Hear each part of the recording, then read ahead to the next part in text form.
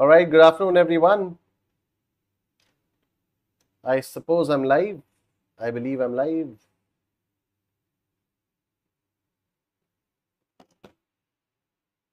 Good afternoon to each and every one of you. Yes, all right, great. तो I am live. ये perfect है. Good afternoon, Arshdeep Kaur. YouTube पे मैं live हूँ क्या? YouTube पर भी मैं live हूँ. चलो बहुत बढ़िया. So good afternoon to each and every one of you. I hope all of you are doing fantastically well. Yes.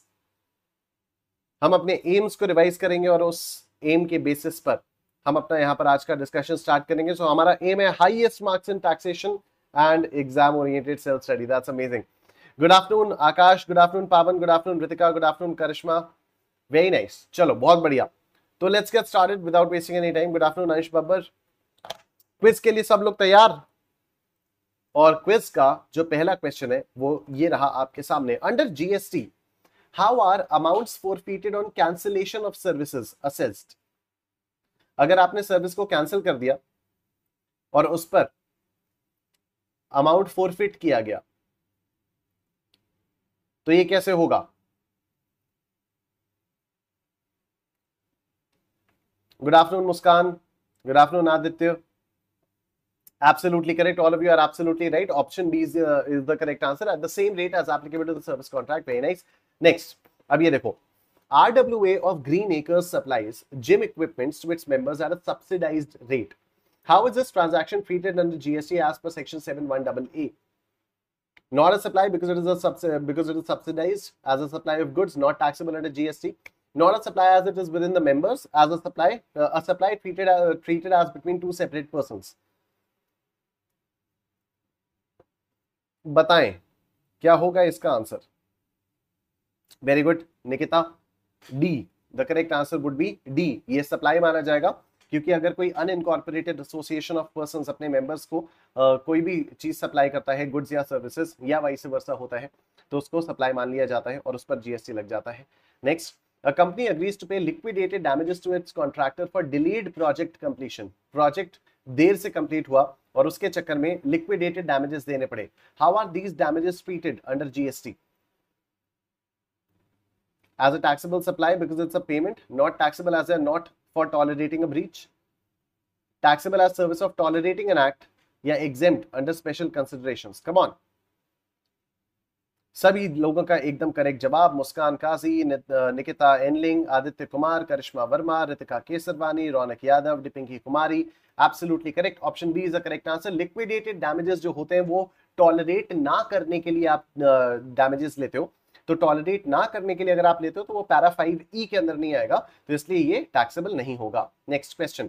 If an RWA imposes a fine on a member for violating community rules, how is the fine treated under GST? Fine अगर लगता है कि आपने community के rules को violet किया और उसके लिए आपके ऊपर फाइन लगाया जा रहा है, तो इसको किस तरह से ट्रीट किया जाएगा? Taxable as a supply of service, not taxable because it's a penal measure, not a supply. Taxable as it is a consideration for a supply, या exempt as it is an intra-community transaction. बिल्कुल सही जवाब. Not taxable क्योंकि ये एक penalty वाला measure है, तो this is a penal measure, not a supply. Next question. An apartment complex collects a maintenance late fee from its residents. Late fee क्या हो गया कि हम मेंटेनेंस फी देते हैं लेकिन ड्यू डेट के बाद हम लोग दे रहे हैं, तो वो कुछ एक्स्ट्रा लेट फी ले रहे हैं. How should this fee be treated under GST? As a supply since it's a fee for services. Ancillary to the principal supply of maintenance service, thus taxable. Not taxable as it's a penalty. Exempt as part of residential services. Come on. Very nice. All of you are absolutely correct. Nikita, Keshav, Akash, Ansh, Ashish, Muskan, Divyanshu, Sakshi, Beena, Karishma, Keshav, Aditya. Amazing. Option B. तो ये ancillary हो जाता है.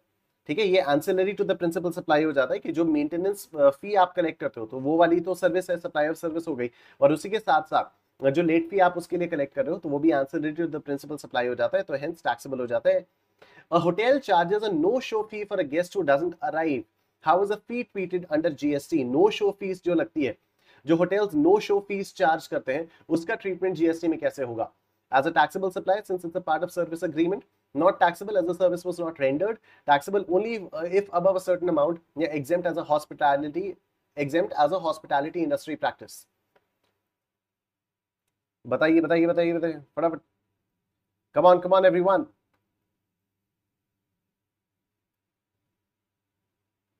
इस question का क्या answer होगा? Think think think think. Very good, Sakshi Kushwaha is the only one who has given the correct answer till now.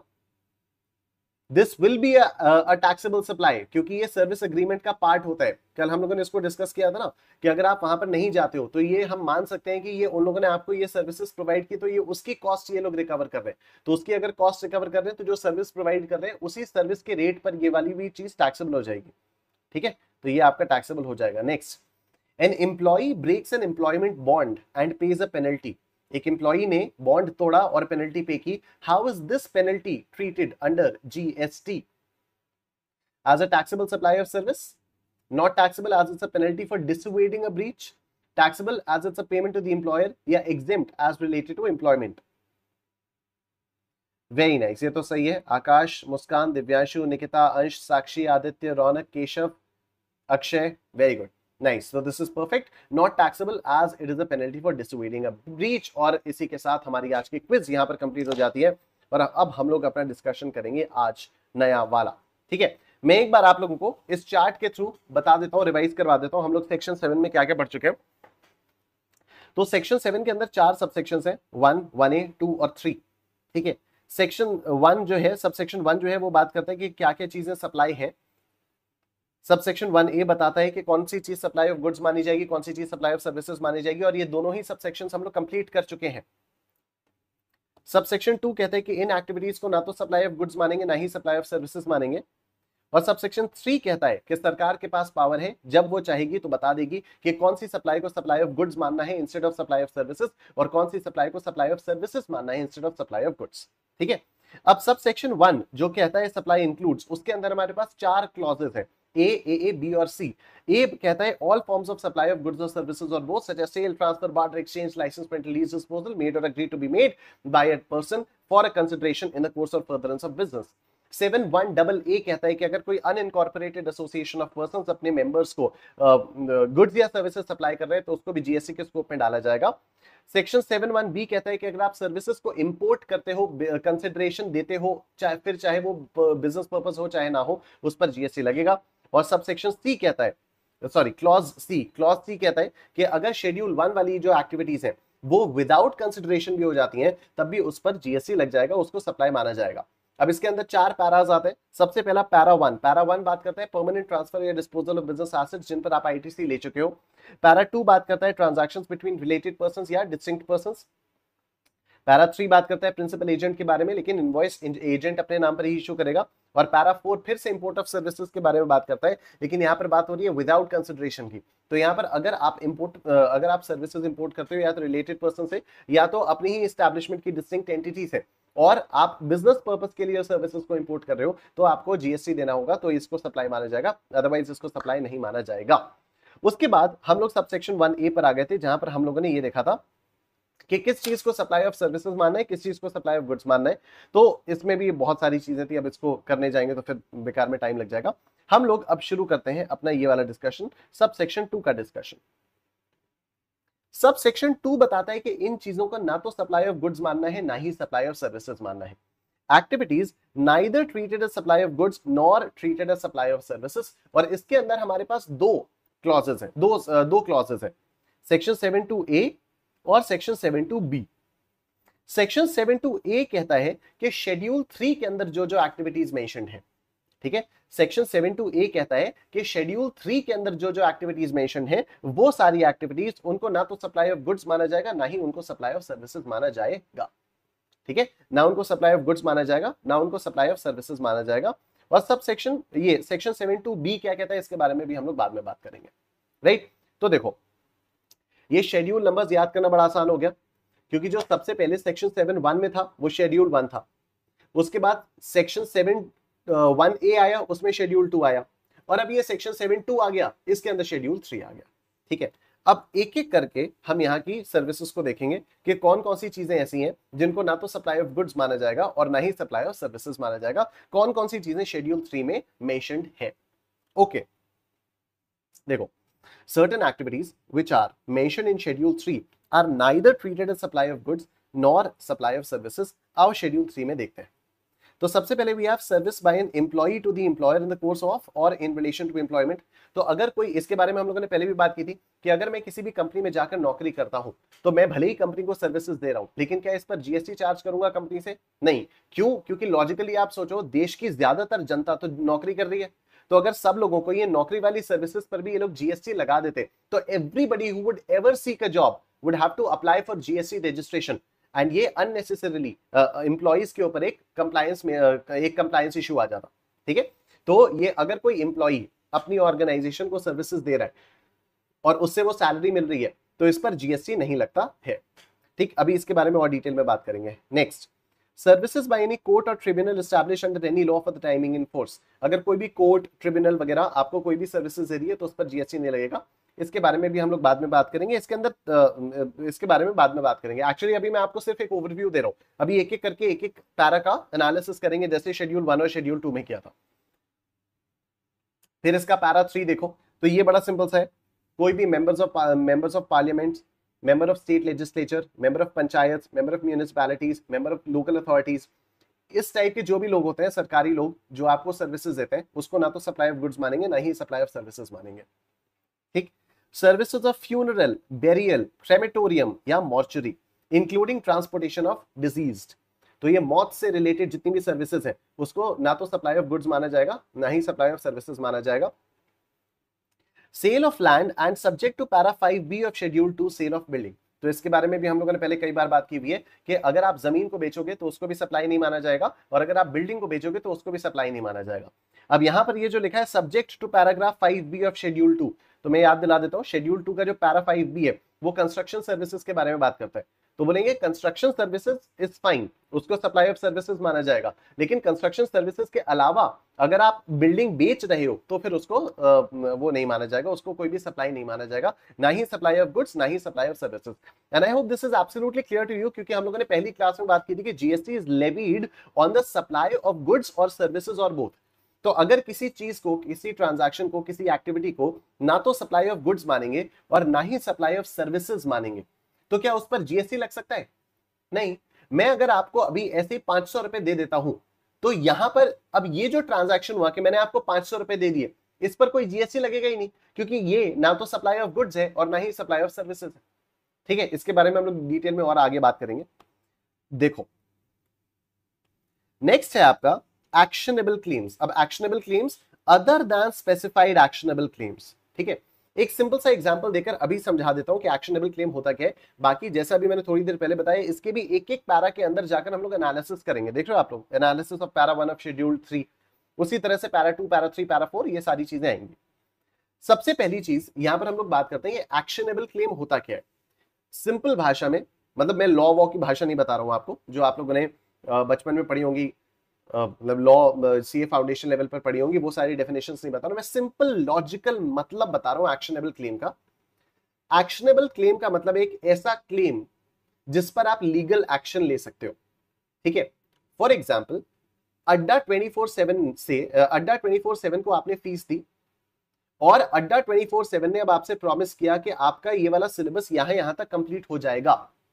ठीक है, अब अगर मान लो अड्डा 24/7 ये सर्विस आपको सप्लाई नहीं कर पाते हैं तो आप क्या क्लेम करोगे? आप ये क्लेम करोगे कि मैंने तो अड्डा 24/7 को पैसे दिए थे एंड अड्डा 24/7 promised to deliver these services by this and this time. ठीक है, ये आप क्लेम करोगे। अड्डा मुकर सकता है, बिल्कुल मुकर सकता है कि मैंने थोड़ी बोला था, बट मैंने थोड़ी बोला था, लेकिन क्या आप कोर्ट में जाकर इसको प्रूव कर सकते हो? यस। क्यों? क्योंकि आपके पास उसकी इनवॉइस रहेगी, आपके पास इसकी इनवॉइस रहेगी, तो ये आपके पास प्रूफ है। और वहां पर आपके पास जो भी टर्म्स एंड कंडीशंस, जो भी आपको मेल वगैरह आती है जब आप परचेस करते हो, तो पूरी टर्म्स एंड कंडीशंस की मेल आपके पास आती है। तो उन टर्म्स एंड कंडीशंस और उस पेमेंट इनवॉइस के बेसिस पर आप कोर्ट में जाकर ये कह सकते हो कि देखिए अड्डा 24/7 या तो मेरा पैसा वापस करवाए या तो मेरा कोर्स कंप्लीट करवाए। ठीक है, तो आप ये क्लेम कर रहे हो कि अड्डा 24/7 तुमने गलत किया है। क्या इस क्लेम का लीगल एक्शन आप ले सकते हो? The answer is yes. ठीक है, the answer is yes, right. तो एक्शनेबल क्लेम का सिंपल मतलब होता है कि एक ऐसा क्लेम जिसके अगेंस्ट में आप लीगल एक्शन ले सकते हो, राइट। चलो, ये हो गया। बाकी इसके बारे में और डिटेल में हम लोग इवेंचुअली बात करेंगे। ये जो दो पैराज है ना, पैरा 7 और पैरा 8, अभी ये मालूम नहीं है कि आपके सिलेबस में है या नहीं है। क्यों? क्योंकि ये जो अभी लेटेस्ट बजट आया था, कब आया था? 23 जुलाई 2024, अभी एक महीना भी नहीं हुआ है, आज की तारीख है 19 अगस्त।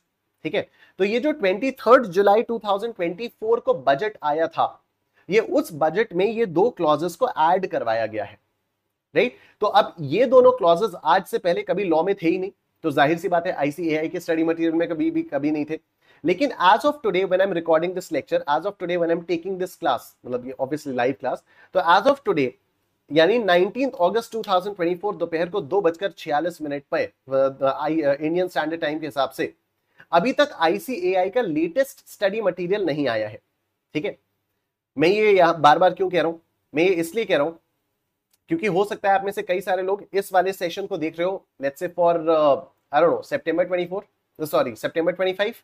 ठीक है, हो सकता है कुछ लोग इस वाले सेशन को देख रहे हो फॉर जनवरी 26, तब तक तो आईसीएआई का लेटेस्ट स्टडी मटेरियल आ चुका होगा, राइट? तो अगर आप लोग ये वाला सेशन बाद में देख रहे हो, एंड मैं पहली क्लास में बता चुका हूं कि ये वाले जो भी सेशंस अभी मैं ले रहा हूं, ये मई 25, सितंबर 25 और जनवरी 26 इन 3 अटेम्प्ट्स के लिए वैलिड है, right? So the thing is कि जो पैरा 7 और पैरा 8 है, ये अभी लेटेस्ट जो बजट आया है जो आपके एग्जाम के लिए एप्लीकेबल है, उसमें इन दोनों पैरास को ऐड किया हुआ है। तो मैं क्यों कह रहा हूं कि पता नहीं आपके सिलेबस में है या नहीं? क्योंकि आप सीए इंटरमीडिएट के हो। अगर ये सीए फाइनल का होता ना, तो मैं डंके की चोट पर कहता कि हाँ ये इंस्टीट्यूट ऐड कर ही देगा। इंटरमीडिएट लेवल पर ना पता नहीं होता है, क्योंकि इंस्टीट्यूट सोच समझ के ऐड करता है कि यार इसको ऐड करूं, इसको रहने देता है, इसको ऐड करें, इसको रहने देता है। ठीक है, तो अगर मान लो यही वाली मैं सीए फाइनल की क्लास पढ़ा रहा होता, तब तो मैं डंके की चोट पर कहता कि पैरा 7 और पैरा 8 ये जो दो नए पैरास ऐड हुए हैं शेड्यूल 3 में, ये आपके एग्जाम के लिए रेलेवेंट है। पर सीए इंटरमीडिएट लेवल पर as of now, as on 19 अगस्त 2024, I am not very sure, लेकिन मैं फिर भी ये पढ़ा जरूर दूंगा। पैरा 7 और पैरा 8 जो नए ऐड हुए ये मैं पढ़ाऊंगा जरूर। क्यों पढ़ाऊंगा? जिससे अगर आगे चलकर आईसीएआई इसको नोटिफाई कर देता है, आईसीएआई के जब भी स्टडी मटेरियल आएगा फॉर मई 25, हम सबको पता चली जाएगा, तो मई 25 ऑनवर्ड्स के लिए जब आईसीएआई का स्टडी मटेरियल आएगा, अगर उस स्टडी मटेरियल में पैरा 7 और पैरा 8 आ गए, तो आपके मन में अननेसेसरी पैनिक नहीं क्रिएट होना चाहिए। एंड एनीवे, अगर मान लो कोई ऐसी चीज आ भी जाती है जो मैं यहां पर नहीं बता रहा हूं, तो आई ऑलरेडी टोल्ड यू कि जो मेरी बुक आपको मिली है उसके पहले पेज पे क्यूआर कोड है, उस क्यूआर कोड को स्कैन करोगे, जितनी भी चीजें नई होंगी जो आईसीएआई के स्टडी मटेरियल में होंगी, जो जितने भी नए नए अपडेट्स होंगे, अमेंडमेंट्स होंगे, वो सारे के सारे मैं उस क्यूआर कोड पे अपलोड करता रहूंगा, साथ सिंपल। ठीक, बट स्टिल ये जो पैरा 7 और पैरा 8 है, इनके बारे में भी हम लोग यहां पर अपना डिस्कशन करते हुए चलेंगे, क्योंकि मुझे फीलिंग आ रही है कि ये इंस्टीट्यूट डेफिनेटली ऐड करेगा। ठीक, अब हम आ जाते हैं यहां पर analysis of para 1 of schedule 3, और पैरा 1 बात करता है एम्प्लॉयर एम्प्लॉई रिलेशनशिप के बारे में। ठीक, पैरा 1 क्या बात करता है? एम्प्लॉयर एम्प्लॉई रिलेशनशिप के बारे में। सुनते रहना, बड़ी इंटरेस्टिंग चीज है।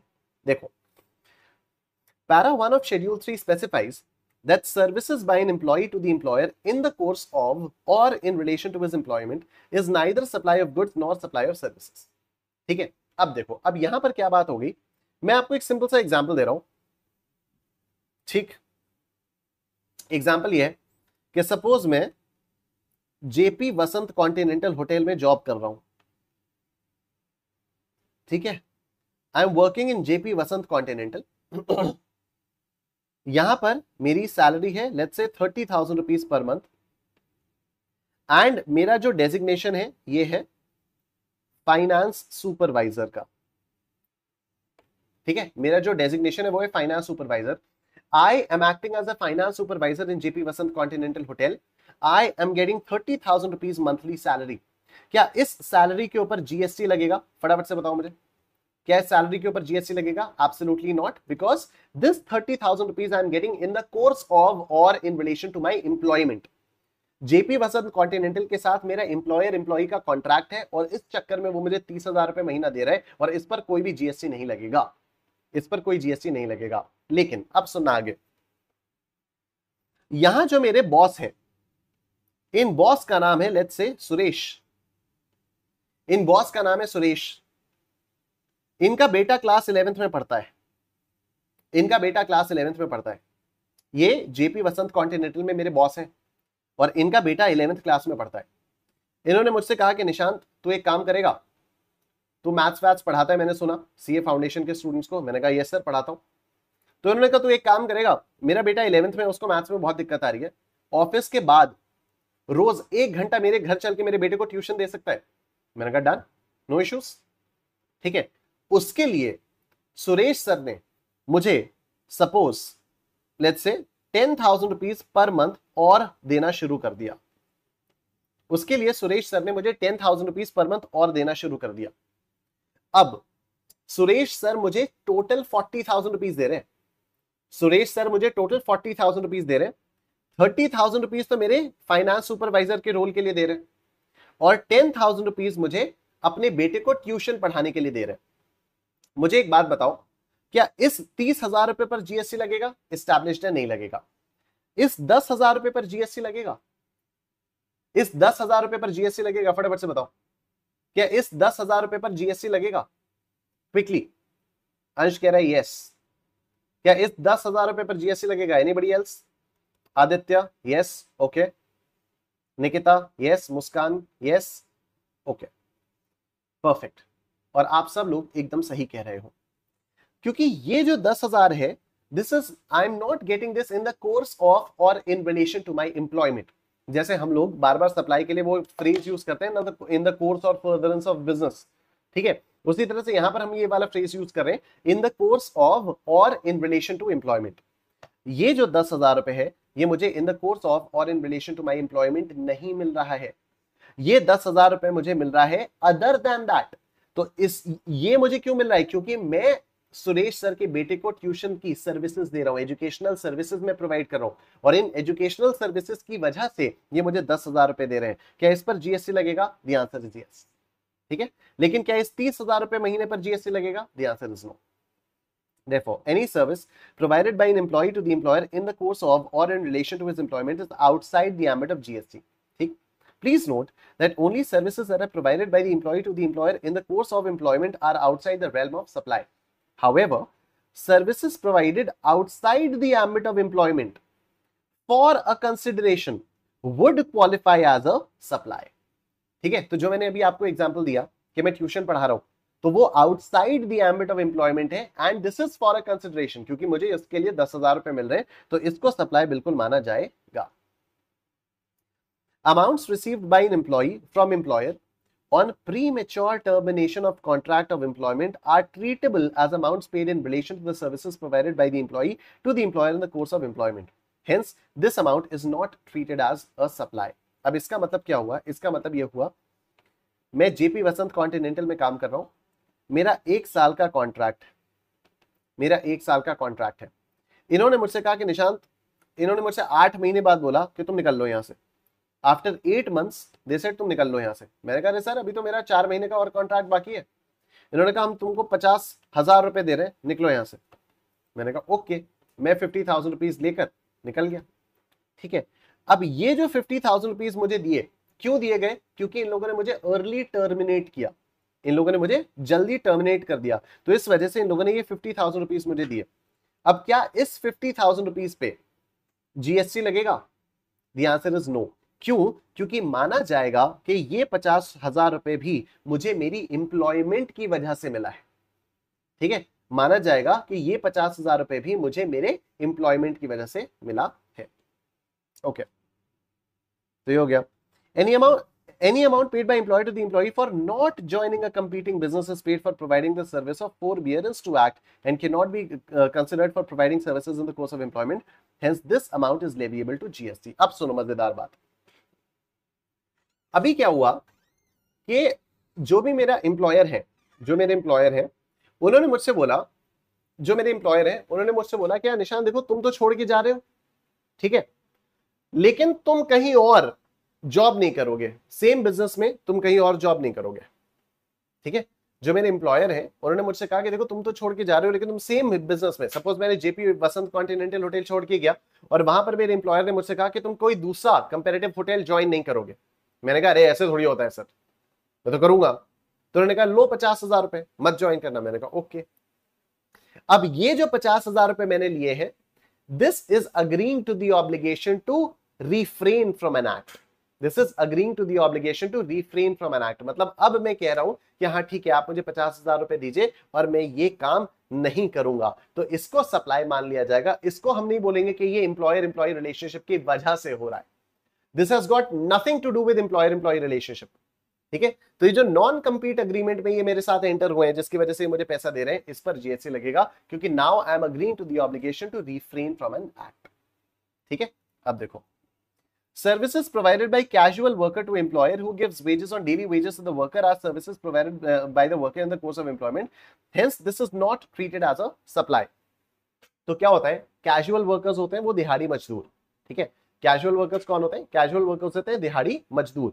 तो अब अगर कोई दिहाड़ी मजदूर है आपका, राइट, तो वो एक दिन के लिए आता है, उसको आप पैसा देते हो, 600 रुपए दिन का लेते हैं या 800 रुपए दिन का लेते हैं, जो भी है, वो एक दिन के लिए आता है, आप उसको 600 या 800 रुपए दे देते हो, राइट। तो इनको भी एम्प्लॉई ही माना जाएगा। नहीं तो आप सोचो ना, जो दिहाड़ी मजदूर है उन सबको बेचारों को जीएसटी में रजिस्ट्रेशन कराना पड़ता, कैसे करते वो लोग। ठीक है, तो जो दिहाड़ी मजदूर आते हैं, इवन तो आपको लगेगा कि अरे एम्प्लॉई थोड़ी है, तो ठेके पर आ रहे हैं, ठीक है, जितने दिन का काम होगा उतने दिन के इनको पैसे मिल जाएंगे, लेकिन फिर भी इनको एम्प्लॉई की तरह से ही ट्रीट किया जाता है। और अगर इनको एम्प्लॉई की तरह से ट्रीट किया जाएगा तो फिर इनके ऊपर जीएसटी नहीं लगेगा। Casual workers employed by a construction contractor for execution of a building contract for him are services in the course of employment, hence this is not treated as a supply। जो construction contractors होते हैं वो कई बार अपना मकान बनवाने के लिए, जैसे अपने किसी क्लाइंट के लिए मकान बनवाया, खुद के पास एम्प्लॉइज कम पड़ गए, तो इन लोगों ने कैजुअल वर्कर्स हायर कर लिए। कैजुअल वर्कर्स का मतलब क्या हो गया, वही दिहाड़ी मजदूर। तो ये जो कंस्ट्रक्शन कॉन्ट्रैक्टर है, ये इस दिहाड़ी मजदूर को जो भी पैसा देगा वो एज एन एम्प्लॉइज सैलरी ही देगा, तो उस पर जीएसटी नहीं लगेगा। However, when the contractor provides services to his client by deploying these workers, it cannot be said that the workers are providing services to the client in the course of or in relation to their employment। मतलब ये वाला point यहाँ पे लिखने का कोई sense बनता नहीं था। ये क्या बोल रहा है, ये बोल रहा है कि सपोज मैंने, ये हूं मैं, ठीक है, and let's say Muskan is a contractor, Muskan is a contractor, ठीक है, और मैं कौन हूं, मैं तो जो भी हूं वो हुई। ठीक है, अब मैंने मुस्कान को कॉन्ट्रैक्ट दिया कि मेरा मकान बनवा दो। अब मुस्कान मेरा मकान बनवा रही है, मुस्कान कैजुअल वर्कर्स को लेकर आ रही है। ठीक है, अब इन कैजुअल वर्कर्स को अगर मुस्कान लेकर आएगी तो मुस्कान इन सबको सैलरी भी देगी, पैसे देगी। मुस्कान इन सबको जो भी पैसे देगी वो क्या होंगे, तो वो सैलरी की तरह से ट्रीट किया जाएगा, उस पर जीएसटी नहीं लगेगा। लेकिन इन 5 लोगों को यूज करके मुस्कान मुझे सर्विसेज प्रोवाइड करवा रही है। ठीक है, तो क्या मैं जो मुस्कान को पैसा दूंगा उस पर जीएसटी लगाऊंगा, तो द आंसर इज यस ना। मतलब यहां पर तो ज्यादा दिमाग लगाने की जरूरत ही नहीं थी भाई। मेरा कॉन्ट्रैक्ट किसके साथ हुआ है, मेरा कॉन्ट्रैक्ट हुआ है मुस्कान के साथ। मुस्कान मेरी इंप्लॉई है क्या, नहीं। मैं पैसे किसको दे रहा हूं, मैं तो पैसे मुस्कान को दे रहा हूं, मुस्कान मेरी इंप्लॉई तो है नहीं। अगर मुस्कान मेरी इंप्लॉई नहीं है तो जाहिर सी बात है कि मैं मुस्कान को जो पैसे दे रहा हूं वो कोई कॉन्ट्रैक्चुअल एग्रीमेंट है, तो उस पर तो जीएसटी लगेगा ना। अब वो सर्विसेज मुस्कान मुझे प्रोवाइड करवा रही है, चाहे वो परमानेंट एम्प्लॉइज को यूज करके करवाए, चाहे वो कैजुअल एम्प्लॉइज को यूज करके करवाए, उससे मेरा क्या लेना देना। ठीक है, उससे मुझको कोई लेना देना है ही नहीं, मुझे तो सिंपली मुस्कान को पैसे देना है, इस पर तो जीएसटी लगेगा ही लगेगा। ठीक, hence amount charged by the contractor from the client is liable to GST if other conditions of taxability are present। अब देखो सिमिलरली एक दूसरा एग्जांपल यहां पर आता है, एक दूसरा एग्जांपल यहां पर आता है। सपोज एक हूं मैं, ठीक है, एक है हमारे पास डिपिंकी। डिपिंकी क्या करती है, डिपिंकी सिक्योरिटी सर्विसेज सप्लाई करती हैं। डिपिंकी जो है सिक्योरिटी सर्विसेज सप्लाई करती हैं। मेरे पास एक बड़ी बिल्डिंग है, मैंने डिपिंकी से कहा कि मुझे 4-5 गार्ड्स भेज दो। डिपिंकी के खुद के एम्प्लॉइज थे नहीं, डिपिंकी ने कैजुअल वर्कर्स बुलवाए, डिपिंकी ने कैजुअल वर्कर्स बुलवाए और डिपिंकी ने कैजुअल वर्कर्स मेरे पास भेज दिए। अब ये जो कैजुअल वर्कर्स हैं ये रात भर मेरी रखवाली कर रहे हैं, गार्ड्स हैं, ये सिक्योरिटी गार्ड्स हैं, राइट। भाई मैं पैसा किसको दूंगा, मैं तो डिपिंकी को पैसा दूंगा ना, तो इस पर तो जीएसटी लगेगा। लेकिन जो डिपिंकी इनको सैलरी देगी, क्या उस पर जीएसटी लगेगा, नहीं, क्योंकि कैजुअल वर्कर्स को भी अगर आप पेमेंट करते हो तो क्या माना जाता है कि ये आपके एम्प्लॉइज थे।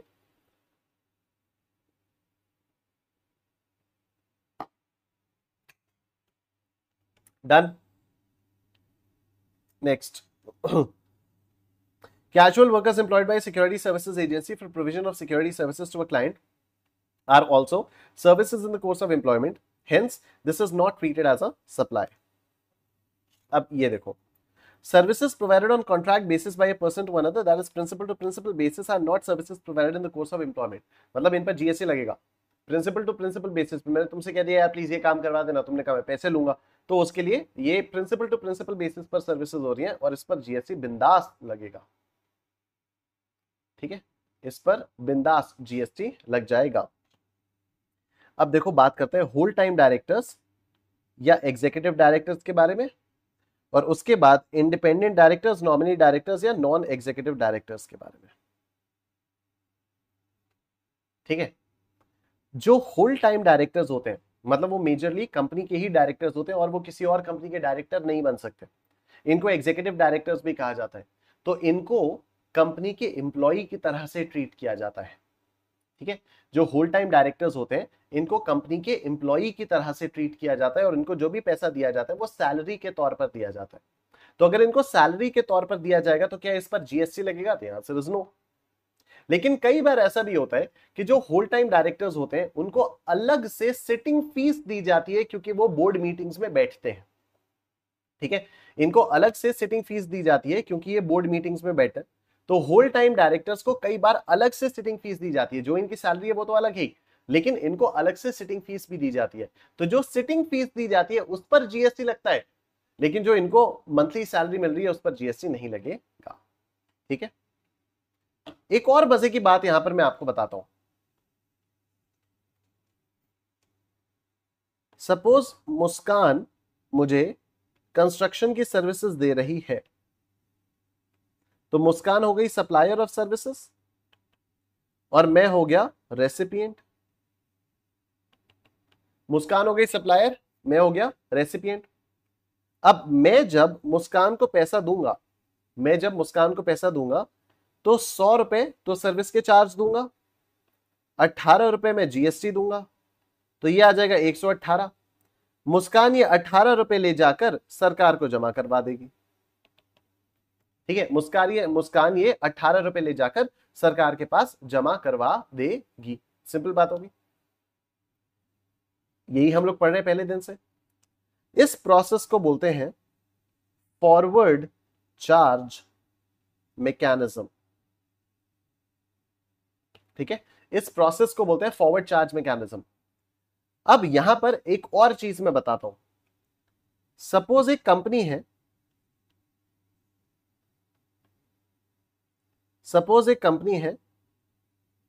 मुस्कान लिमिटेड। ये कंपनी है मुस्कान लिमिटेड, मैं इस कंपनी का डायरेक्टर हूं। ठीक है, मैं यहां पर बैठता हूं, इसकी बोर्ड मीटिंग वगैरह में बैठता हूं और मुस्कान मुझे इसके लिए सिटिंग फीस देती है। क्या देती है? सिटिंग फीस देती है। लेट्स से 100 रुपए की सिटिंग फीस है, 18 रुपए जीएसटी लगेगा। तो मुस्कान मुझे कितने पैसे देगी? 118 रुपए देगी। मुस्कान लिमिटेड मुझे 118 रुपए देगी। ठीक है, और कायदे से मुझे ये जो 18 रुपए है ये मुझे गवर्नमेंट के अकाउंट में जमा करना पड़ेगा। यही तो हम करते आ रहे हैं। लेकिन इस पर्टिकुलर ट्रांजैक्शन के केस में जहां मैं एक डायरेक्टर हूं और मुस्कान लिमिटेड में मैं सिटिंग फीस चार्ज कर रहा हूं, इसके ऊपर जो भी जीएसटी लगेगा वो मुस्कान लिमिटेड को खुद अपनी जेब से सरकार के खाते में जमा करना पड़ेगा, 18 रुपए। ठीक है, मुझे एक बात बताओ, अभी तक क्या हो रहा था? मुस्कान ये 18 रुपए दे रही थी, लेकिन ये मुझे दे रही थी और मैं जमा करवा रहा था। अभी यहां पर क्या हो गया कि मुस्कान ये 18 रुपए खुद सरकार के पास जमा करा रही है। अगर मुस्कान ये 18 रुपए खुद सरकार के पास जमा करवा रही है तो क्या मुस्कान अभी भी मुझे 118 रुपए देगी? कोई मतलब ही नहीं है ना इसका। मुस्कान मुझे 118 रुपए क्यों देती थी? 18 रुपए का जीएसटी होता था जो मुस्कान के नाम पर सरकार को मैं जमा करवाता था। अब अगर मुस्कान खुद सरकार को जमा करवा रही है 18 रुपए, तो क्या वो मुझे 118 रुपए देगी? नहीं, 100 ही रुपए देगी ना। इस प्रोसेस को बोलते हैं रिवर्स चार्ज मैकेनिज्म। क्या बोलते हैं? इस प्रोसेस को बोलते हैं रिवर्स चार्ज मैकेनिज्म। ठीक है, जब रेसिपिएंट खुद सरकार के खाते में जमा करता है, जब रेसिपिएंट, मैं डायरेक्टर हूं, मैं सप्लायर हूं, ठीक है, जब रेसिपिएंट खुद जीएसटी सरकार के खाते में जमा करता है तो इसको बोलते हैं reverse charge mechanism. R for recipient, R for reverse charge mechanism. ठीक है, R for recipient, R for reverse charge mechanism. जब हम अगला चैप्टर करेंगे ना, चैप्टर नंबर 3, वहां पर बहुत सारी ऐसी सर्विसेज के बारे में पढ़ेंगे जहां पर रिवर्स चार्ज मैकेनिज्म के बेसिस पर जीएसटी लगता है। बहुत सारी ऐसी सर्विसेज के बारे में हम लोग बात करेंगे। ठीक है, एनीवे मैं एक बार फॉरवर्ड चार्ज रिवर्स चार्ज फिर से बता दे रहा हूं। अगर सप्लायर जीएसटी कलेक्ट करके सरकार को जमा करता है जैसा नॉर्मली होता ही है तो इसको फॉरवर्ड चार्ज मैकेनिज्म बोलते हैं, लेकिन अगर रेसिपिएंट खुद सरकार के खाते में जमा करता है तो इसको रिवर्स चार्ज मैकेनिज्म बोला जाता है। देखो, any whole-time director or executive director is generally regarded as the employee of the company. Therefore, any payment made to them is not treated as a supply. There could be cases where a person who is a whole-time director of a company or an executive director of a company or a director by whatever name called provides services to the company both in the course of employment as well as not in the course of employment. जैसे ये वाली बात मैंने बताई आपको sitting फी वाली, ठीक है, सिटिंग फी वाली बात बताई कि मंथली सैलरी तो मिल ही रही है, सिटिंग फी कुछ अलग से भी मिल रही है। In such cases, it will have to be seen what portion of the person's remuneration is treated as salaries by the company in its books of accounts. तो हम देखेंगे कि कंपनी अपनी बुक्स ऑफ अकाउंट्स में कितने portion को salary के नाम से दिखा रही है और कितने पोर्शन को नॉन सैलरी के नाम से दिखा रही है। तो नॉन सैलरी वाले के ऊपर ही जीएसटी लगेगा बस। The portion of the remuneration treated as salaries would not be subject to GST, while GST would be leviable on the balance remuneration. ठीक है, फिर हमारे पास आते हैं इंडिपेंडेंट डायरेक्टर्स, नॉमिनी डायरेक्टर्स या नॉन एग्जीक्यूटिव डायरेक्टर्स। इनको हमेशा नॉन एम्प्लॉइज ही माना जाता है, तो इनको जितना भी पैसा देते हैं उस पर जीएसटी लग जाता है। Independent directors, nominee directors or non-executive directors are not regarded as employees of the company.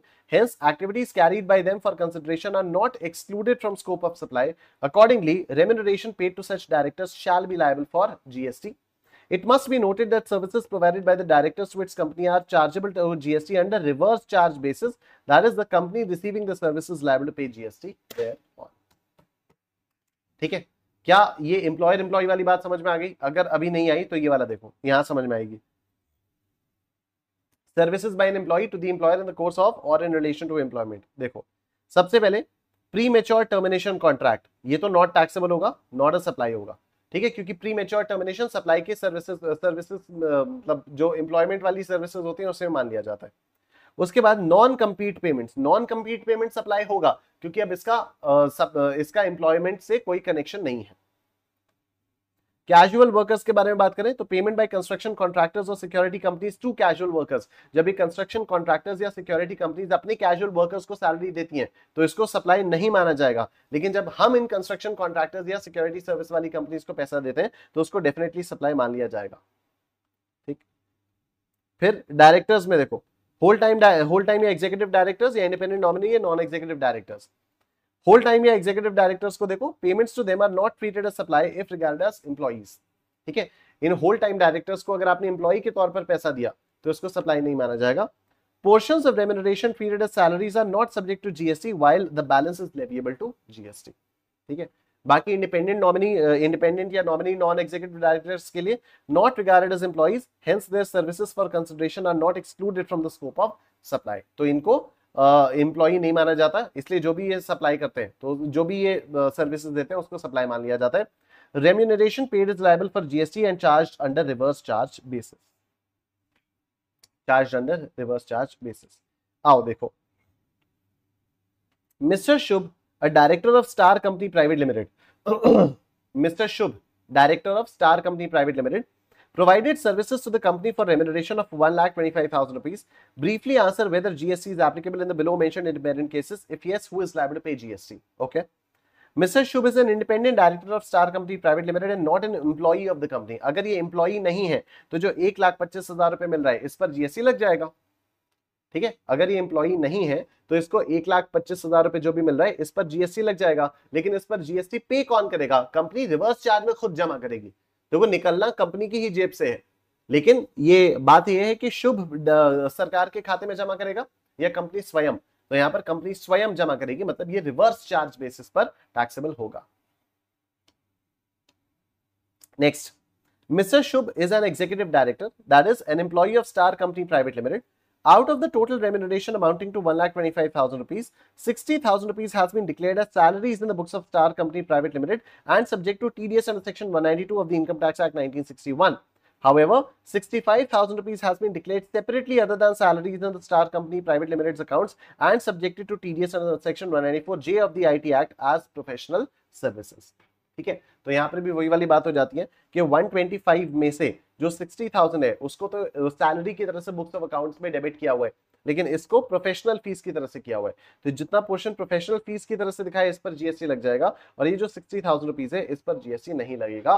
क्या ये बात आप सबको समझ में आ गई? यहां तक बोलो निश्चय फॉरएवर, बोलो निश्चय फॉरएवर। यहां तक की बात समझ में आ रही है सबको?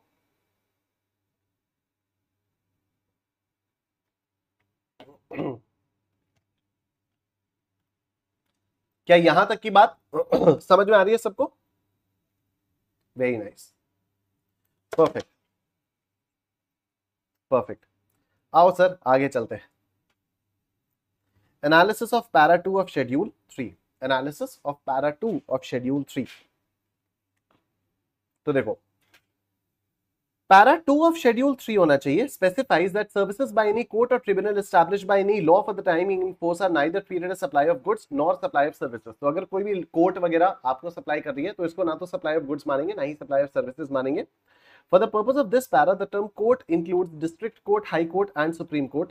The court or tribunal supplies judicial services to the appellant who files appeals, petitions, special leave petitions. तो जो कोर्ट या ट्रिब्यूनल होता है ये इन लोगों को जुडिशियल सर्विसेज देती है। जो कोर्ट या ट्रिब्यूनल होता है वो इन लोगों को जुडिशियल सर्विसेज देती है। जो भी लोग अपील वगैरह फाइल करते हैं, पिटिशंस फाइल करते हैं, स्पेशल लीव पिटिशंस फाइल करते हैं, इनको ये जुडिशियल सर्विसेज देती है। Fees is charge at the time of filing of appeal या पिटिशन एटसेट्रा। तो जो भी अपील या पिटिशन होती है उस पर आप करते हो उस पर फीस चार्ज की जाती है। अब कितनी कितनी फीस करनी है चार्ज वो लॉ में मेंशन है। तो पैरा 2 ऑफ शेड्यूल 3 कह रहा है, 3 होना चाहिए, para 2 of schedule 3, any fees taken in any court और tribunal established under any law for the timing enforces outside the scope of supply. Therefore, no GST is applicable on such fees as provision of these services by court or tribunal is neither treated as supply of goods nor supply of services. तो ये तो खैर बहुत ही simple था। आओ analysis of para 3 देखते हैं। अब पैरा 3 भी बहुत सिंपल है, इसमें भी सिर्फ पढ़ना ही है, इसमें कुछ समझाने का नहीं है। इसमें क्यों नहीं है समझाने का? क्योंकि इसमें भी वही वाली बात है, इसमें समझाने का इसलिए नहीं है क्योंकि इसमें भी वही है कि जो एमपी एमएलए वाले फंक्शंस होते हैं उस पर जीएसटी नहीं लगता है, उसको सप्लाई ऑफ गुड्स भी नहीं माना जाता, उसको सप्लाई ऑफ सर्विसेज भी नहीं माना जाता। तो ये पूरी तरह से आपको एक एक वर्ड इसका समझ में नहीं आएगा, लेकिन उतना समझने की जरूरत भी नहीं है। एग्जाम ओरिएंटेड स्टडीज और हाईएस्ट मार्क्स इन टैक्सेशन याद रखना, बस ये अगर कुछ कुछ वर्ड्स आपको याद रह जाएंगे आपका काम बन जाएगा। आपको पता चल जाएगा कि सरकारी लोग जो भी सर्विसेज देते हैं उस पर जीएसटी नहीं लगता। As per para 3 of schedule 3, the following transactions or activities shall be regarded neither a supply of goods nor a supply of services. कौन सी? Functions performed by MPs, MLAs, etc. So the functions performed by members of parliament, members of the state legislature, members of the panchayats, members of the municipalities and members of the other local authorities, इस पर GST नहीं लगेगा। Duties performed by constitutional functionaries, duties performed by any person who holds any post in pursuance of the provisions of the constitution in that capacity. For example, duties performed by President of India, Vice President of India, Prime Minister of India, Chief Justice of India, Speaker of the Lok Sabha, Chief Election Commissioner, Controller and Auditor General of India, Chairman of Union Public Service Commission, Attorney General of India in that capacity. ये कोई भी services अगर supply करेंगे तो उसको ना तो supply of goods बोला जाएगा ना ही सप्लाई ऑफ सर्विसेज बोला जाएगा। और लास्ट है duties perform by a chairperson या members of the government bodies. So duties performed by any person as a chairperson or a member or a director in a body established by the central government or state government or local authority and who is not deemed as an employee before the commencement of this clause. तो ये भी कोई भी services अगर आपको देंगे तो ना इनको सप्लाई ऑफ गुड्स माना जाएगा और ना ही इनको सप्लाई ऑफ सर्विसेज माना जाएगा। ठीक, पैरा 3 भी हो गया। पैरा 4 पर आते हैं। पैरा 4 ऑफ शेड्यूल 3 सिंपल कहते हैं कि अगर आप सर्विसेज दे रहे हो शमशान घाट की, कब्रिस्तान की, जलाने की, दफनाने की, या जो जिन लोगों की मौत हो जाती है उनको आप एक जगह से दूसरी जगह पर लेकर जा रहे हो तो उस पर भी कोई जीएसटी नहीं लगेगा। तो para 4 of schedule 3 specifies that services of funeral, funeral मतलब जला देना, बेरियल इसको पढ़ते हैं बेरियल, ये ब्यूरियल लिखा हुआ होता है, BURIAL इसकी स्पेलिंग होती है, लेकिन इसका करेक्ट प्रोनाउंसिएशन बेरियल है। ठीक है, बेरियल। तो बेरियल मतलब होता है दफनाना, उस पर भी जीएसटी नहीं लगेगा। क्रेमेटोरियम, क्रेमेटोरियम वो जगह होती है जहां पर बॉडीज को जलाया जाता है तो इस पे भी कोई जीएसटी नहीं लगेगा। मॉर्चरी वो जगह होती है जहां पर डेड बॉडीज को रखा जाता है, इस पर भी जीएसटी नहीं लगेगा। इंक्लूडिंग ट्रांसपोर्टेशन ऑफ डिसीज्ड, मुर्दा लोगों को एक जगह से दूसरी जगह, shall not be regarded as supply of services and hence will be outside the purview of GST। देखते ही देखते 4 पैरास निकल गए। पैरा नंबर 5 पर आते हैं। पैरा नंबर 5 कहते हैं sale of land and building. Simple है ये भी एकदम। Before discussing para 5 of schedule 3, let's revisit para 5B of schedule 2, क्योंकि यहां पर बोला था ना sale of land and subject to para 5B of schedule 2 sale of building.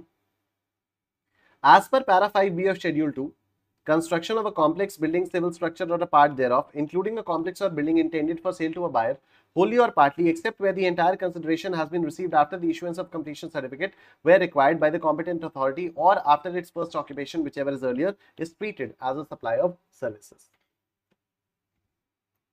अब देखो यहाँ पर, as per para 5 of schedule 3, sale of land and sale of building subject to para 5B of schedule 2 is neither supply of goods nor supply of services। Basically जब आप जमीन या buildings बेचोगे तो उस पर कोई जीएसटी नहीं लगेगा।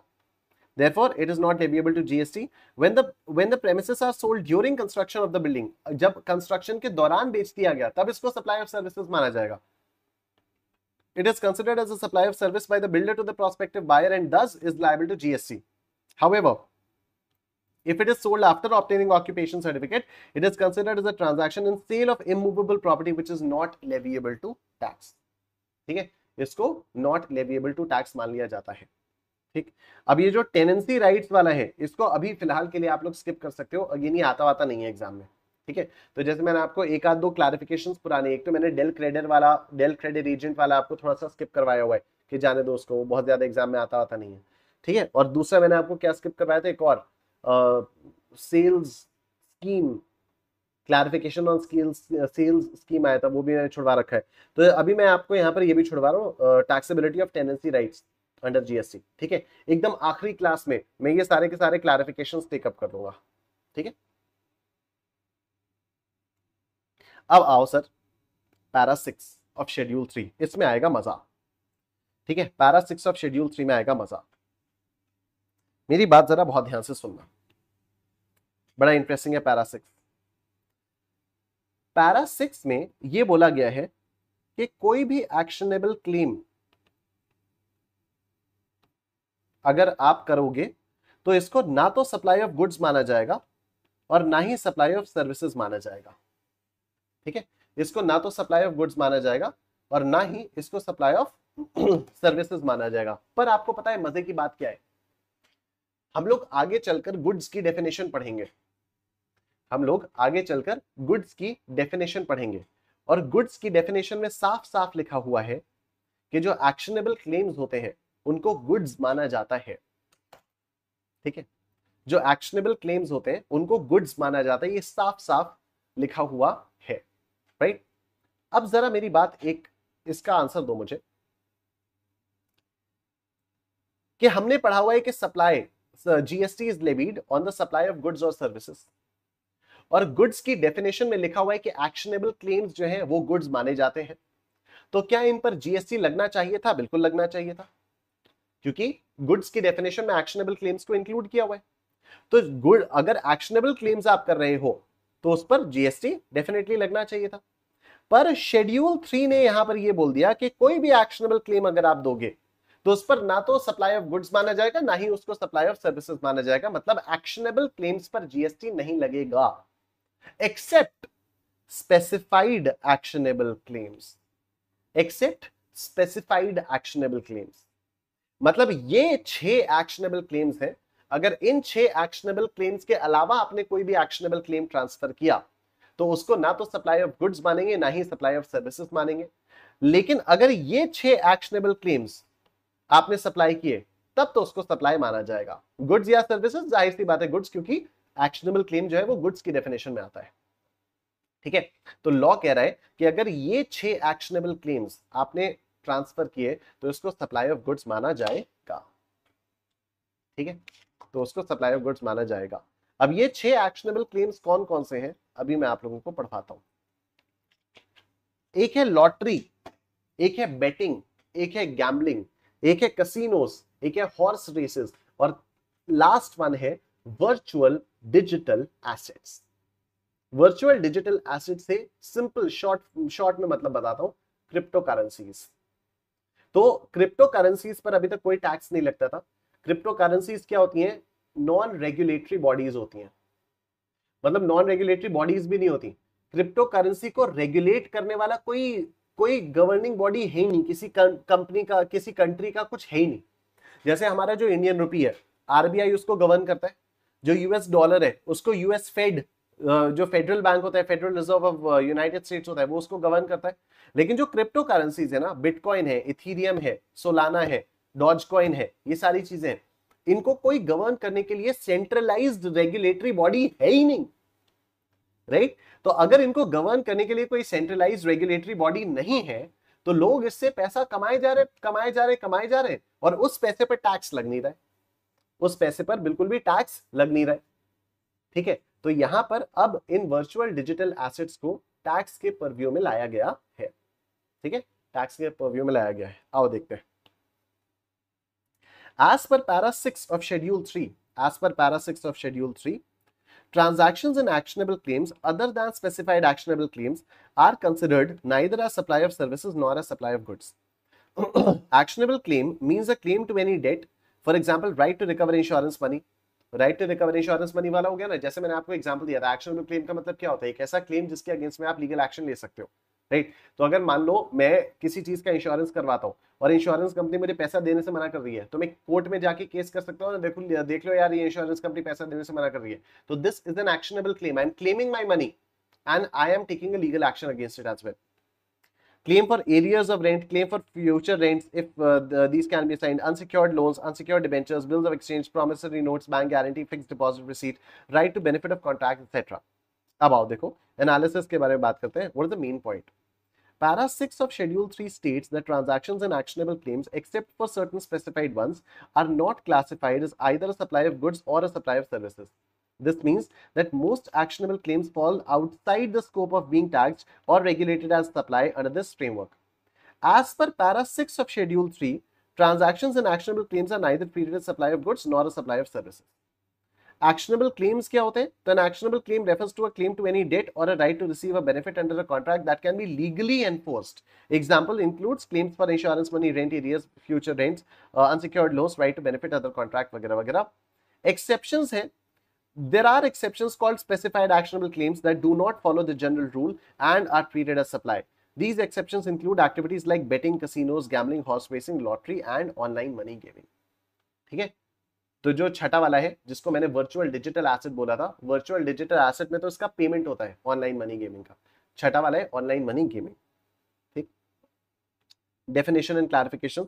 स्पेसिफाइड एक्शनेबल क्लेम्स कौन कौन से? These are claims related to gambling activities, betting, lotteries, etc., which are treated differently from other actionable claims. Now, what is online money gaming? Iska gist samjho. What is the gist? This involves online games where players expect to win money or other valuables by paying or depositing money or its equivalent.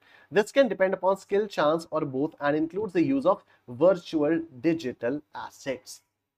ठीक है, dream 11 पर team बनाओ, rummy खेलो, या कुछ इस type के जितने भी गेम्स है जो आप ऑनलाइन खेलते हो और इससे पैसा कमाते हो, तो इस जो भी आप पैसा कमाते हो इस पर अब से जीएसटी लगेगा। अब जीएसटी इस पर लगता है। लोगों फिर क्योंकि ये जीएसटी इस पर लगाने वाले थे लोग, मतलब गवर्नमेंट इस पर जीएसटी लगाने वाली थी, तो लोगों ने अपना क्रिप्टो करेंसीज में खेलना शुरू कर दिया। एक गेम होता है एक्सी इन्फिनिटी, एक गेम होता है एक्सी इन्फिनिटी। ठीक है, एक्सी इन्फिनिटी में होता क्या है कि जैसे आप बहुत सारे एक्सीज कलेक्ट करते हो, जैसे पोकेमॉन अगर आप लोगों ने देखा हो तो उसी तरह से एक्सी इन्फिनिटी होता है। तो एक्सी जैसे पोकेमॉन में पोकेमॉन को कलेक्ट करना होता है, उसी तरह से एक्सी इन्फिनिटी में एक्सीज को कलेक्ट करना होता है। और ये गेम पूरा मेटावर्स में लोग खेलते हैं, बहुत सारा पैसा कमाते हैं। People are quitting their jobs to play Axie Infinity and making money out of it, right? But that money is in crypto currencies. फिर वो क्रिप्टो करेंसी से कन्वर्ट होकर आपका डॉलर्स और रुपीज में आ जाता है। सरकार कहती है भाई टैक्स दो इस पे। ठीक है, technical definition online money gaming की बड़ी खतरनाक सी है, इसको एक बार बस पढ़ा देता हूं मैं, बाकी कोई मतलब है नहीं इसका पढ़ने का। देखो, as per section 280A, online money gaming means online gaming in which players pay और डिपॉजिट मनी और money's worth including virtual digital assets in the expectation of winning money or money's worth, including virtual digital assets, in any event including game, scheme, competition or any other activity or process, whether or not its outcome or performance is based on skill, chance or both, and whether the same is permissible or otherwise under any other law for the timing in force. Online money gaming means offering a game on the internet or an electronic network and includes online money gaming. Now what is virtual digital asset? मैं आपको बता ही चुका हूं, बात crypto currency की कर रहा है लेकिन घुमा फिरा के करेगा. This is defined broadly as any digital representation of value excluding Indian and foreign currency. Indian currency और फॉरेन करेंसी को छोड़ के अगर कुछ होता है तभी तो उसको वर्चुअल डिजिटल एसेट बोलेंगे. ठीक है, अगर इंडियन करेंसी और फॉरेन करेंसी है तब तो कंफ्यूजन ही नहीं है ना, तो उस पर तो जीएसटी लगी रहे. दैट कैन बी ट्रेडेड और स्टोर्ड इलेक्ट्रॉनिकली. तो कोई भी ऐसा डिजिटल रिप्रेजेंटेशन ऑफ वैल्यू का डिजिटल रिप्रेजेंटेशन, लेकिन वो इंडियन करेंसी और फॉरेन करेंसी नहीं होना चाहिए उसको, लेकिन हम इलेक्ट्रॉनिकली स्टोर कर पाए. This includes crypto currencies, non fungible tokens and other specified digital assets by the government.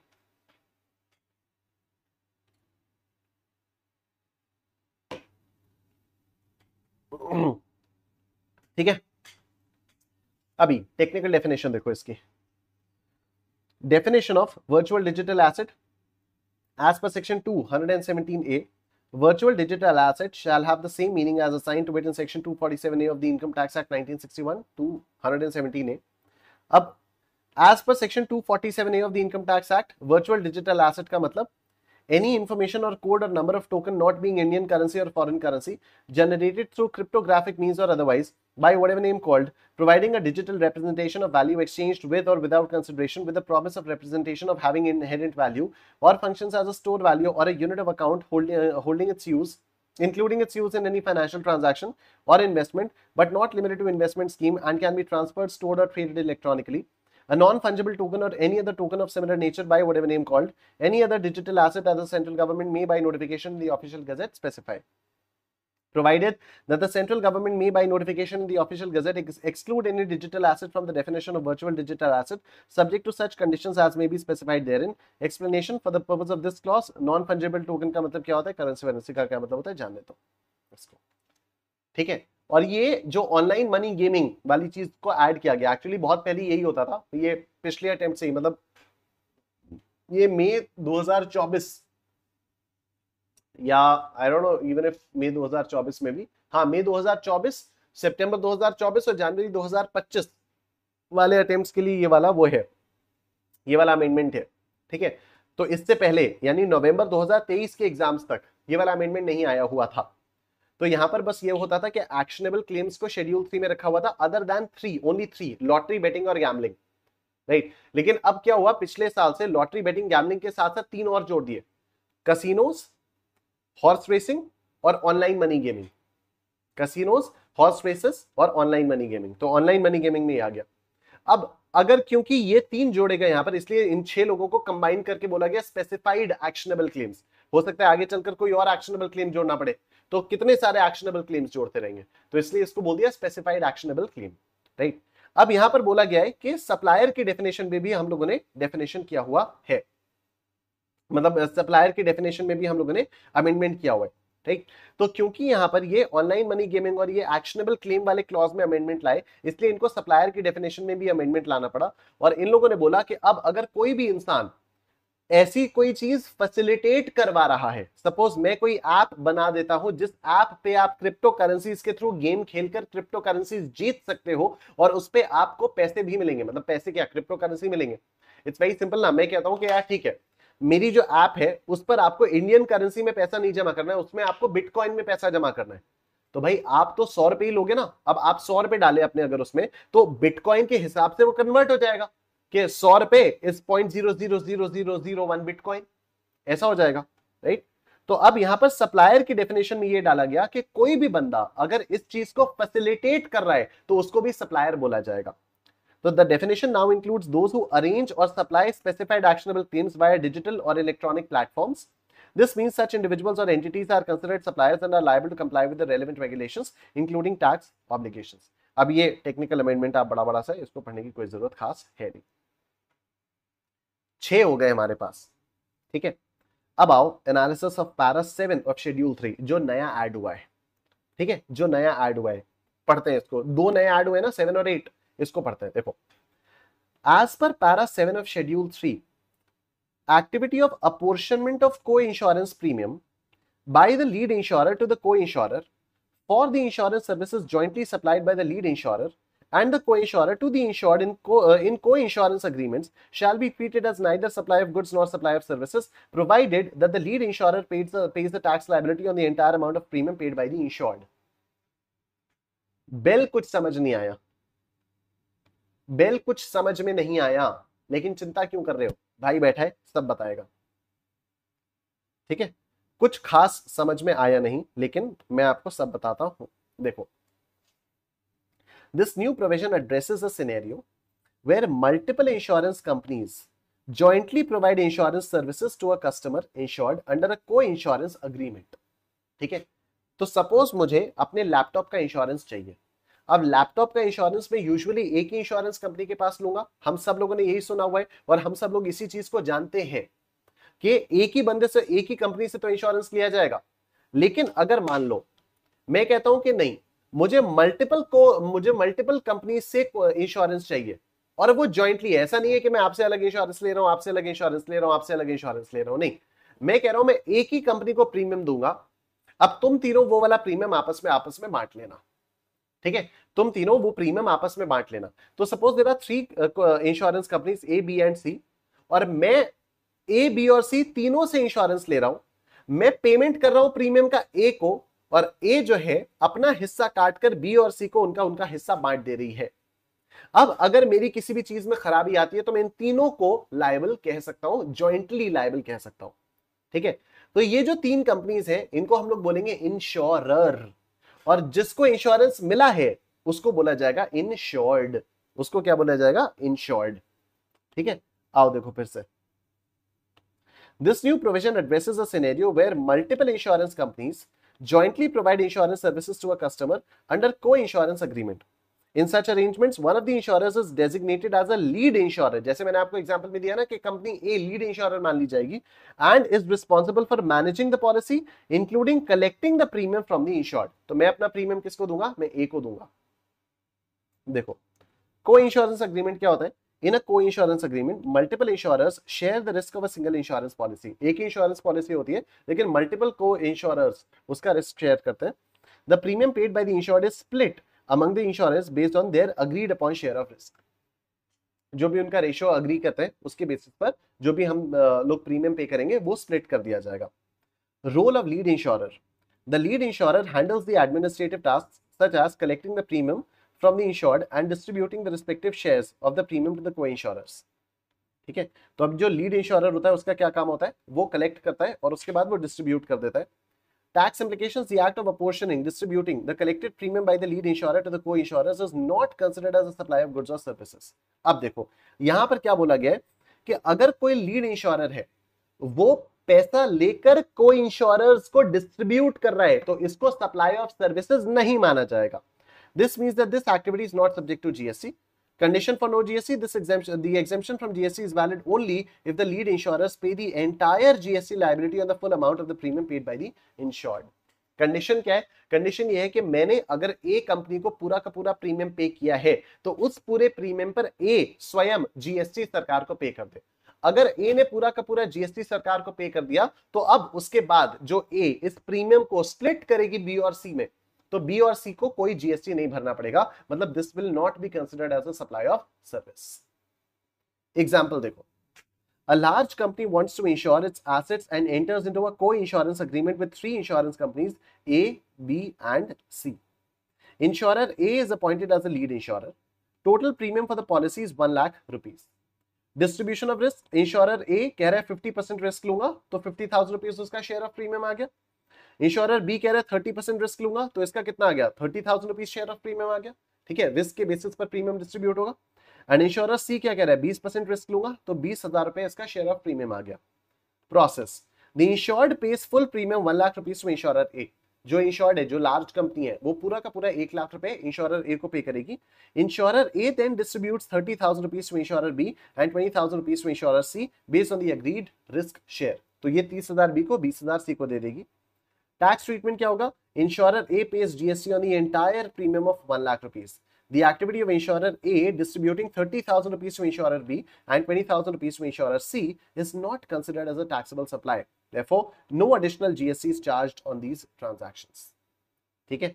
Summary, in essence, when the lead insurer pays GST on the full premium, जब lead insurer full premium पर GST पे करता है, the act of sharing that premium with other co-insurers in a co-insurance agreement is treated as neither supply of goods nor services, making it exempt from additional GST.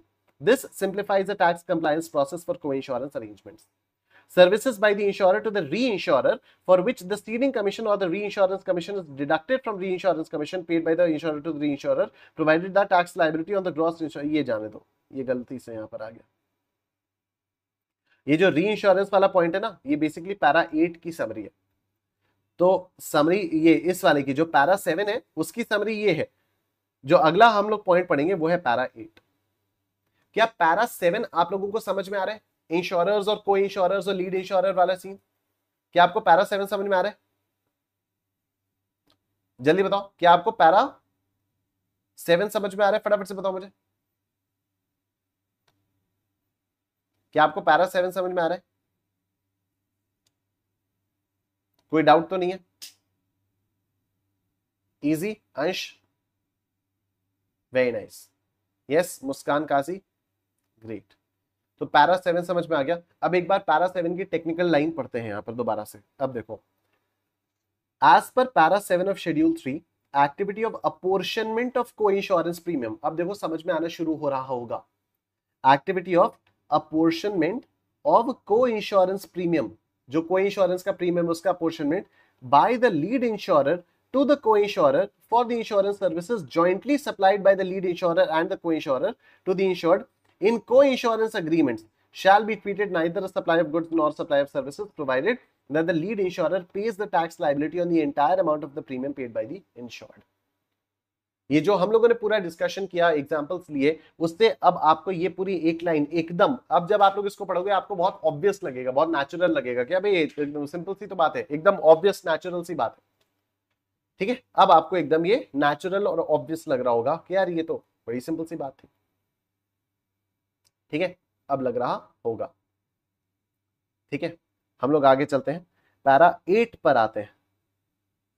Para 8 बात करेगा reinsurance के बारे में. Again para 8 की भी ये वाली जो लाइन है ना, ये समझ में कुछ नहीं आएगी. इसके बाद जो एक्सप्लेनेशन यहाँ पर मैंने दिया हुआ है उसके थ्रू आपको सब समझ में आएगा. तो देखो, as per para 8 of schedule 3, services by the insurer to the reinsurer for which the ceding commission or the reinsurance commission is deducted from the reinsurance premium paid by the insurer to the reinsurer shall be treated as neither supply of goods nor supply of services, provided that the tax liability on the gross reinsurance premium inclusive of reinsurance commission or the ceding commission is paid by the reinsurer. कुछ समझ में नहीं आया, कोई बात नहीं. अब देखो, this new provision pertains to the relationship between an insurer and a reinsurer. Reinsurance का प्रोसेस क्या होता है? Reinsurance is a process where an insurance company transfers part of its risk to another insurance company in exchange for a premium. Simple, मैंने company A के पास अपना insurance करवाया था, तो 100% रिस्क किसका था? कंपनी ए का था. अब कंपनी ए ने सपोज अपना 30% रिस्क कंपनी बी को ट्रांसफर कर दिया और कंपनी बी को वो पेमेंट दे रही है, तो कंपनी बी जो है वो रीइंश्योरर हो जाएगी. कंपनी बी रीइंश्योरर हो जाएगी. A portion of this premium is sometimes retained by the insurer as ceding commission or reinsurance commission as compensation for the business they are transferring to the reinsurer. आओ, reinsurance agreement देखो. In a reinsurance agreement, the original insurer, also called the ceding insurer, तो जो original insurer होता है उसको ceding insurer बोलते हैं, pays a premium to the reinsurer to cover a portion of the risk they have underwritten. तो वही मैंने बताया कि अगर मैं कंपनी ए में अपना इंश्योरेंस करवा रहा हूं तो ये सीडिंग इंश्योरर हो जाएगी अब, और ये बी को कुछ प्रीमियम दे रही है, कह रही है यार तुम मेरा थोड़ा सा रिस्क अपने ऊपर ले लो. The insurer may retain a portion of the reinsurance premium as a ceding commission for the business they are ceding on to the insurer. अब ये क्या करेगी? जो भी ये प्रीमियम दे रही है, रीइंश्योरेंस प्रीमियम, कंपनी ए कंपनी बी को जो भी प्रीमियम देगी उसका थोड़ा सा पोर्शन रख सकती है, ये बोलकर कि ये मेरा सीडिंग कमीशन है कि देखो मैंने तुम्हें बिजनेस ला कर दिया ना, भले ही मैंने अपना बिजनेस तुम्हें ट्रांसफर किया, 30% रिस्क ट्रांसफर किया, लेकिन मैंने तुम्हें बिजनेस ला कर दिया. अब अगर मैं तुम्हें बिजनेस ला कर दे रहा हूं तो मैं थोड़ा सा अपना कमीशन चार्ज करूंगा इस पर. ठीक है। Tax implications: the act of providing services by the insurer to the reinsurer for which the ceding commission or reinsurance commission is deducted from the reinsurance premium is not considered as supply of goods or services. This means that this activity is not subject to GST. Condition for no GST: this exemption from GST is valid only if the reinsurer pays the GST on the gross reinsurance premium, which includes the amount of the ceding commission or the reinsurance commission. Example से आपको और clarity के साथ समझ में आएगा, नहीं आता तो मैं बताता हूँ। Scenario क्या है? Insurance company A, insurer, has issued an insurance policy to client but wants to share the risk with the reinsurance company B, right? तो मेन कंपनी कौन है? A, इसी को सीडिंग इंश्योरर भी बोलेंगे।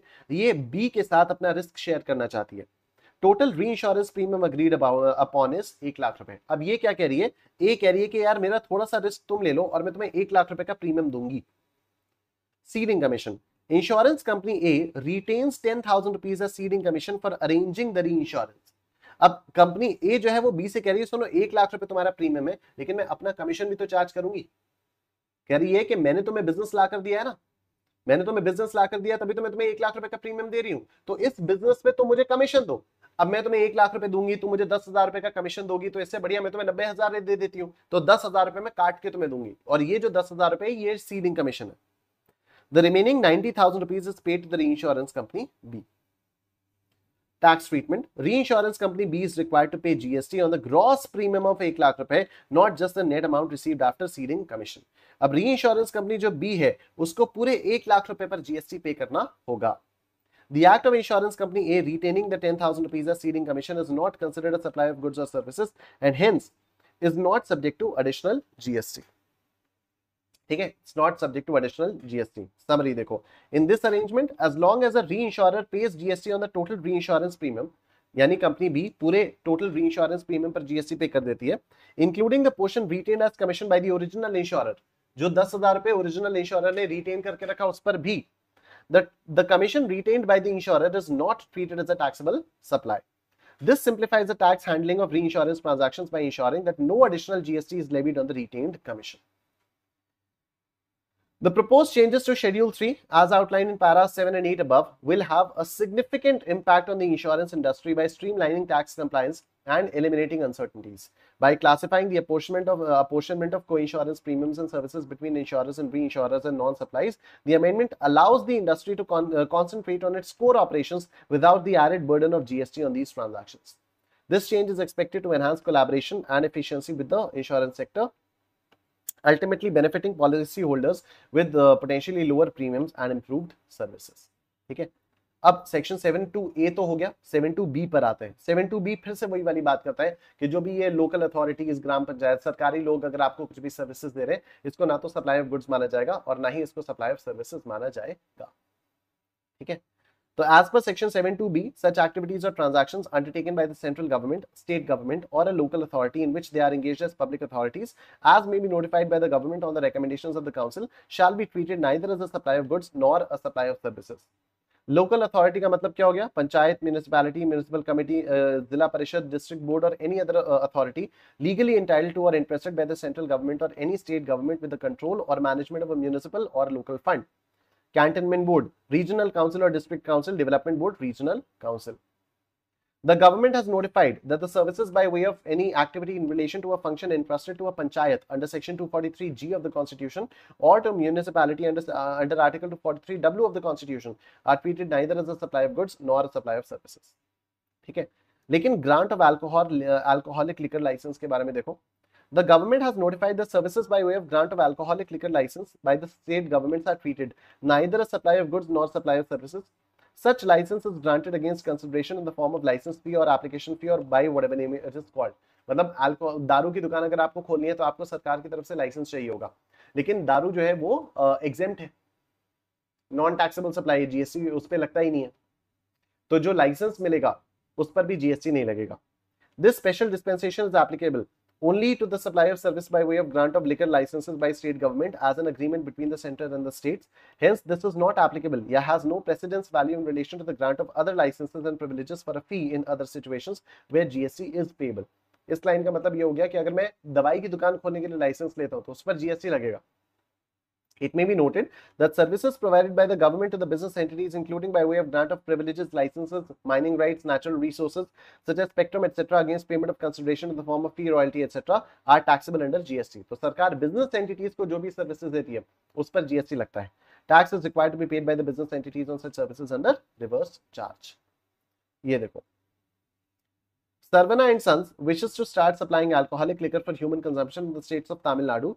Therefore, it applies for license to the Tamil Nadu government for selling liquor, for which the state government has charged specified fees from it.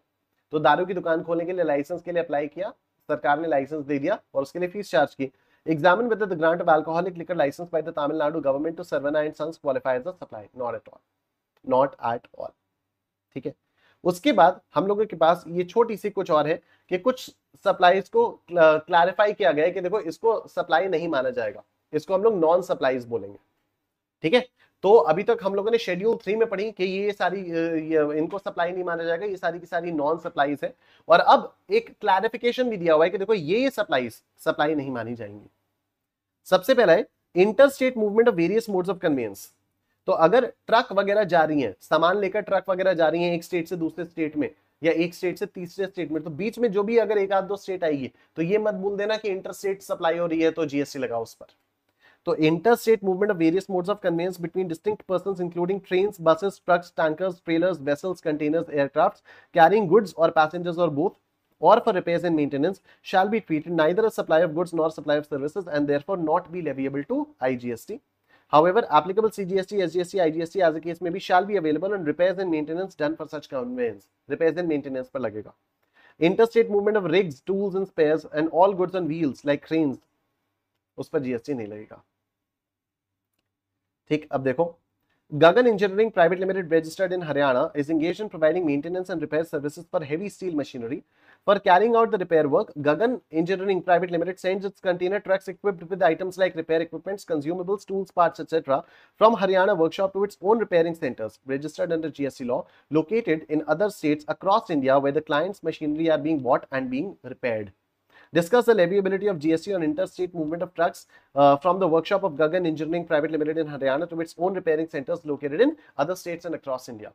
तो यहाँ पर जो इंटरस्टेट मूवमेंट है उस पर कोई जीएसटी नहीं लगेगा, लेकिन रिपेयर्स एंड मेंटेनेंस पर जीएसटी लगेगा. ठीक है. तो मैंने आप लोगों से पहले भी बोला हुआ है कि आपके जब जैसे ये चैप्टर कंप्लीट होगा, इस चैप्टर में जितने भी क्वेश्चंस हैं उन सारे क्वेश्चंस के रिटन सॉल्यूशंस, प्रॉपर सॉल्यूशंस में गूगल ड्राइव पर अपलोड कर दूंगा. ठीक है. लास्ट हमारे पास आता है सेक्शन 7.3. लास्ट हमारे पास आएगा सेक्शन 7.3. ठीक है. और सेक्शन 7.3 के बाद ये जो आपका सेक्शन 7 है ये देखो कंप्लीट हो जाएगा. As per section 7.3, the central government may notify such other transactions to either qualify as supply of goods or supply of services. This notification must be issued only upon recommendations of the council. Section 7.3 is subject to the sections 7.1, 7.1A and 7.2 of the CGST Act. Subject to का मतलब ये होता है कि 7.3 जो है ऐसी कोई बात नहीं बोल देगा जो 7.1, 7.1A और 7.2 के कॉन्ट्रडिक्टरी होंगी. Thus, notification issued under Section 7.3 of the CGST Act cannot override any provision of Section 7.1, 7.1A or 7.2 of the CGST Act. और इसी के साथ हमारा पूरा का पूरा ये कंप्लीट हो जाता है. इसी के साथ ये हम लोगों का पूरा सप्लाई वाला जो चार्ट है ये कंप्लीट हो जाता है. थोड़ा थोड़ा कॉन्फिडेंस आ रहा है, थोड़ा कॉन्फिडेंस आ रहा है कि भाई साहब सप्लाई कंप्लीट कर लिया. सेक्शन 7 फाइनली हमारा कंप्लीट हो गया है. 6 क्लासेस लगी सप्लाई अंडर जीएसटी में, लेकिन सेक्शन 7 हम लोगों का पूरा कंप्लीट हो गया है. ठीक है. और मैं गारंटी से आपको बता रहा हूं, आप एक बार ये चार्ट गो थ्रू करना. इस चार्ट पे यहां पर ये जो शेड्यूल 3 बनाया हुआ है ना मैंने, इस शेड्यूल 3 में मैंने अभी पैरा 7 और 8 ऐड नहीं किए हैं. ठीक है. इसमें मैंने अभी पैरा 7 और 8 ऐड नहीं किए, लेकिन बाकी सारी चीजें आप लोगों को यहां पर मिल जाएंगी. ठीक है. ये एम्प्लॉई वाला भी हो गया, उसके बाद ये जो पैरा 2 है गवर्नमेंट वाला ये भी हो गया, फ्यूनरल वगैरह वाला भी हो गया, सेल ऑफ बिल्डिंग वगैरह वाला भी हो गया. जो टेनेंसी राइट वाली चीजें नहीं पढ़ाई अभी आपको वो सारी भी चीजें हो गई यहाँ पर. फिर actionable claims other than specified actionable claims, उसके बारे में भी सारी चीजें यहाँ पर हम लोगों ने कर ली हैं. ठीक है. उसके बारे में भी हम लोगों ने यहाँ पर सारी की सारी चीजें कर ली हैं, तो ये आप लोग यहाँ पर देख सकते हो. उसके बाद नॉन क्लैरिफाइज ये जो है आपकी non supplies by way of clarification, ये नहीं, non supplies by way of clarification, ये भी सारी की सारी आ गई हैं, राइट। 7(2)B सरकारी वाली जो चीजें हैं वो सब भी आ गया है। Alcoholic liquor licence, everything is covered in this chart. और ये चार्ट मैं आप लोगों को ऑलरेडी दे चुका हूं। शेड्यूल 3 में पैरा 7 और 8 अभी मैंने ऐड नहीं किया बिकॉज अभी मालूम नहीं कि इंस्टीट्यूट उसको लगाएगा भी या नहीं लगाएगा, पर ये मैं आप लोगों को करा चुका हूं, ठीक है। अगर ये शेड्यूल इसमें पैरा 7 और 8 में इतना टाइम नहीं लगता तो मैं बाकी सारे क्वेश्चंस भी आपको आज करवा देता, और जब ये वाले क्वेश्चंस आप लोग करोगे ना तो आपको गजब लेवल का कॉन्फिडेंस आएगा, ठीक है। तो अब हम लोग कल इन क्वेश्चंस को डिस्कस करेंगे 67 क्वेश्चन नंबर 66 ऑनवर्ड्स। अब बैक टू बैक आपके पास क्वेश्चंस हैं and now you will finally see कि एग्जाम में क्वेश्चंस किस टाइप के आते हैं and you will be surprised to see. कल आप लोग रिवाइज करके आना पूरा प्रॉपर, मैं सीरियसली बता रहा हूं, कल दोपहर की 2:30 बजे वाली क्लास से पहले नहीं, कल तो क्लास होगी नहीं, परसों क्लास होगी ना अब आपके पास, तो कल की आपको छुट्टी भी मिल गई। तो नाउ मेक श्योर कि आपको पूरा का पूरा ये अच्छे से याद हो जाए चार्ट, ठीक है, खुद से बना बना के। अब आप हाथ से लिखकर बना सकते हो। जब आप हाथ से लिखकर बनाओगे ना तो आपको सेक्शन नंबर, सबसेक्शन, क्लॉजेस वगैरह सब कुछ याद हो चुके होंगे, और फिर जब हम लोग परसों की क्लास में मिलेंगे और क्वेश्चन नंबर 66 से लेकर क्वेश्चन नंबर 83 तक हम लोग बैक टू बैक क्वेश्चंस करेंगे, तब आप लोग देखना कि कितना मजा आएगा। कॉन्फिडेंस नेक्स्ट लेवल छू चुका होगा, ठीक है, एकदम नेक्स्ट लेवल कॉन्फिडेंस जा चुका होगा। आज के लिए इतना ही रखते हैं। Thank you so much, take care, अपना ध्यान रखिए, बाय बाय।